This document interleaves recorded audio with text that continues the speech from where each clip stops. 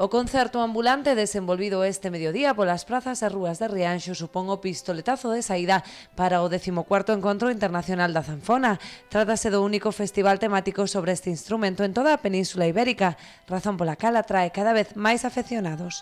E como falabas, pois este encontro é o único encontro peninsular que se fai ao redor do instrumento, non é só un lugar para dar cursos, sino tamén para ter concertos e, sobre todo, é unha excusa para todos os zanfonistas do país e alén para vir a Rianxo un fin de semana e partillar experiencias. Este ano temos xente que ven de Andalucía, de Portugal e de Castela, fora da xente que ven da Galiza.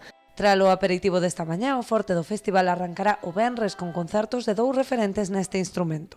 Temos o venres, dous históricos, a nova historia que este tocador sueco Johannes Gevorkian Hellman nun concerto a solo. Despois temos un dos grandes nomes da música con zanfona en Galicia, que é Miro Casabella. El xa grabou con zanfona a finais dos anos 60, el que foi de Voces Ceibes e da canción galega de intervención, e pois vai ofrecer un pequeno recital a zanfona só para que a xente que se achega a partir das 10:30 na praza de Rafael Dieste, por suposto entrada de balde. O sábado será o baile a salto con Mala Herba e Óscar Fernández como artista convidado, e o domingo terá lugar unha xornada de convivencia no Peirao de Sete Fogas, con actuacións abertas e unha foliada. Hai momentos pois para que disfrute a cidadanía dos sons da zanfona, entre outros o concerto da Praza de Dieste o venres, e tamén pois ese encontro de todos os participantes na Praza Rafael Dieste o propio